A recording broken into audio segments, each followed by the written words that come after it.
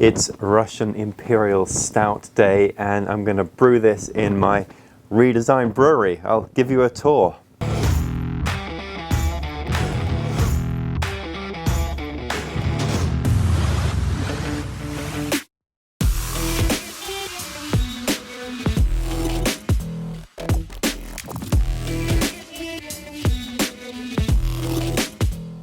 I'm Martin Keane. I'm taking the Homebrew Challenge to brew 99 beers in 99 weeks, and this is my rearranged brewery where I have cameras everywhere. Now today's beer is a Russian Imperial Stout. Technically, in 2015, the BJCP guidelines renamed Russian Imperial Stout to just Imperial Stout. Whatever, it's a Russian Imperial Stout as far as I'm concerned. And let's head over now and talk about ingredients.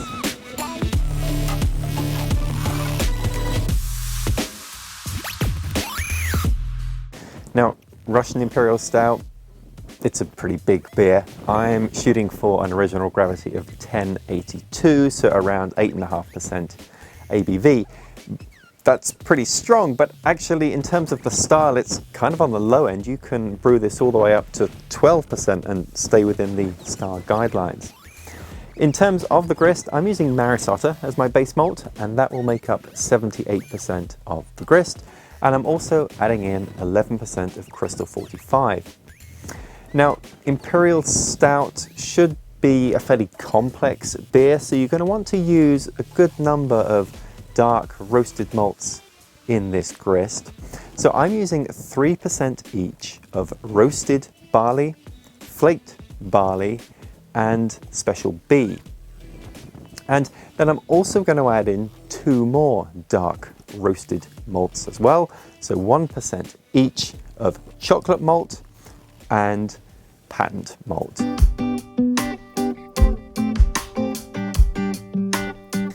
Now I'm only brewing a 2.5 gallon batch, but there's still a lot of grain in this thing. So first things first, let's get some water in here.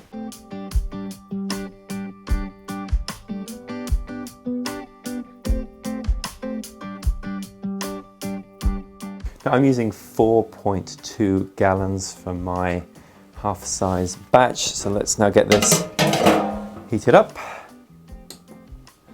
And now's maybe a good time just to tell you about some of the changes that I've made to my brewery.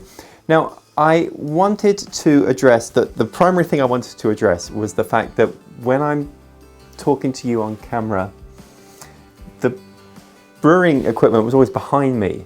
So I'd sort of awkwardly be going la la la la la off to the camera there, and then I had the stuff, you know, behind my back. Now I can actually face the camera and brew, so this is awesome. The other thing I wanted to point out, in case you're wondering what the heck Saints and Devils Brewery is, that's my fake brewery name when I first started out doing all grain brewing in 2016. Then that's my buddy and I, we came up with that name. The Saints and the Devils refer to Premier League soccer teams. So I'm using this 6-foot long stainless steel table as my brew table, and this comfortably fits everything that I need on it.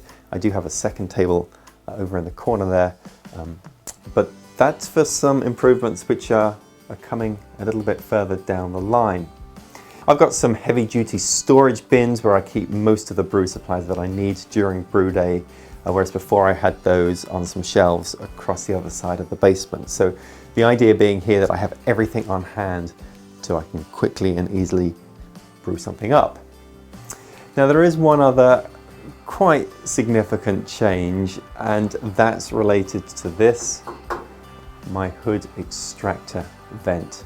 I have made some pretty big changes to this that I hope will mean that I no longer have dripping wort coming down during the boil, but I'm going to get to that in a little bit. We're at 166 Fahrenheit now, which is my mashing temperature, so we're going to turn everything off, and then I'm going to put my grain basket in the kettle. And then I have also got a little bit of water salts that I'm using here. So I've got 2 grams here of gypsum, 3 grams of Epsom salt and 5 grams of calcium chloride. And that should hopefully also get me in around the pH level I need to be, although I'll be checking that in a moment. So let's put that in. All right, and now time to add the grains. Sometimes when I hate where I am, I forget every single place that I've been. And sometimes when I look in the mirror, I wanna tear off every piece of my skin. I'm looking for a lover, but there ain't nobody here. Searching for a vessel that can sail into the clear. Endless blue and a crew to hold on. So I'm going to now mash at 152 Fahrenheit, 67 Celsius for about an hour. Time away doesn't wait to be defined. Ended up mashing for 90 minutes and mashing out at 168 Fahrenheit. Gonna turn that off. You ready to see me pull this grain basket out in super slow motion? We will set sail with all the broken-hearted girls and boys. Don't need no captain on this island made of misfit. Bringing this up to a boil now, and let's talk a little bit about hops. A big beer like this can certainly handle a good amount of hops. You want to look at using high alpha acid hops of some variety. I'm using for my bittering hop Magnum, and in a 5-gallon batch I would add in 2 ounces of Magnum, which is going to get to about 70 IBU, 70. That sounds a huge amount. That sounds like you're brewing like a double IPA or something, but it's not going to be a beer that's going to be especially bitter given the strength of it. So 60 minutes, Magnum goes in. Then I am also adding in a flavor and aroma hop with 10 minutes to go. That is East Kent Golding. This will contribute 5 or 6 IBU. I'm going to add that 10 minutes from the boil.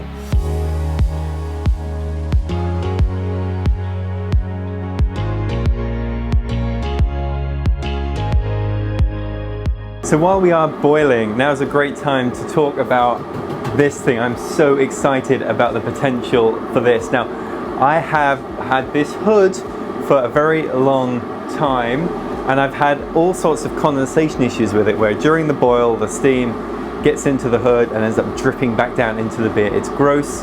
I've tried all sorts of things. Now, the first thing that seemed obvious was to get rid of these grills. So these sit in this hood itself, and they were dripping down. And you know, just the fact that they're metal and the steam was touching this and condensating and dripping back wasn't good. So I tried removing them, but the trouble was then all that ended up happening was that the steam would just condense on the next thing that was metal in there that it hit. So it would just hit here on this fan, just along this bottom bit here, and drip down.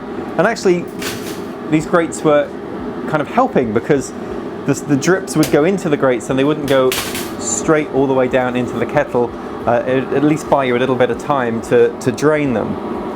So I've clearly done something else now, which is to take all of this stuff out, and all that's left in here now is just a gutted hood. So there's no extractor fan in here of any sort.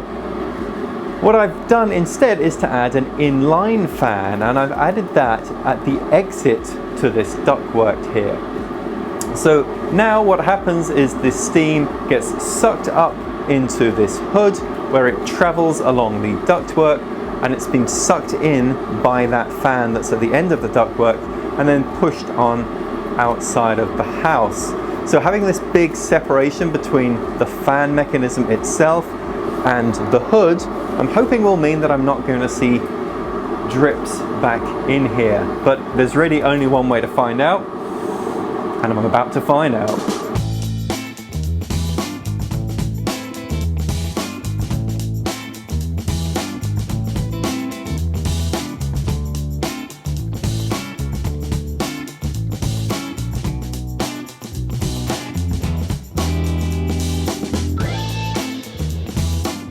Now I am going to use London Ale, that's Wyeast 1028 for this beer. There's a lot of sugars here for this yeast to chew through. So if you are brewing a 5-gallon or 19-litre batch, you might want to consider either buying a second packet of these or making a yeast starter to really make sure that the yeast is healthy as it munches its way through all of these sugars. And the original gravity for this beer ended up coming in at 1080, so pretty close to target. So that is it for Brew Day. What do you think of this new setup? I'm really liking it, especially the hood here. I just could do with some ideas for what to do with this bare concrete wall.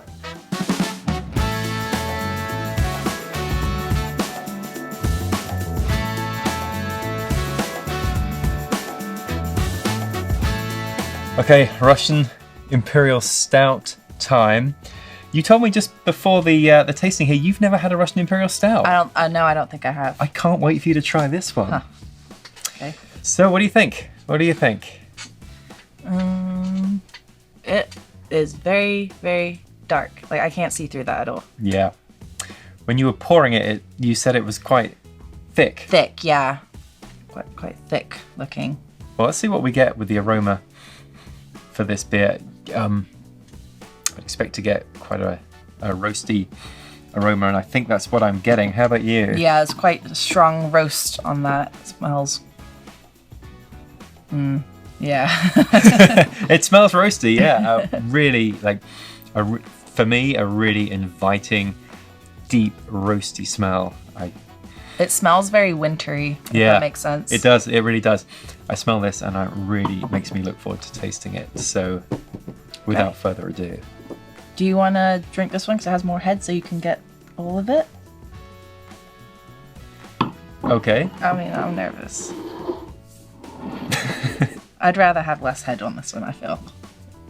No, whatever. Oh, that's the stuff. My goodness. That's strong. Yeah. Yes, it is. Woo. Oh, it's like, I feel warm, like going down. Kind of tastes like chocolate. Yeah, there's a little bit of a chocolate taste for sure. Maybe dark chocolate. Dark chocolate and coffee. Yep. Is what it tastes like to me. This is a sit by the fire one, I think. Sit by the fire. Yeah. Oh, this makes me think of ski trips and yeah, just cold, being cold. Yeah. Yeah. And then coming in and then warming up with a delicious glass of Russian Imperial Stout. So as usual, you want to brew this, and I'd recommend it. Description has everything that you need. The ingredients are there, plus the kit from Atlantic Brew Supply if you want to just pick up the kit of all the ingredients. And well, next week we start a whole new category of beers, and it just might be a category that you've mentioned a time or two before. So until then, Cheers. cheers.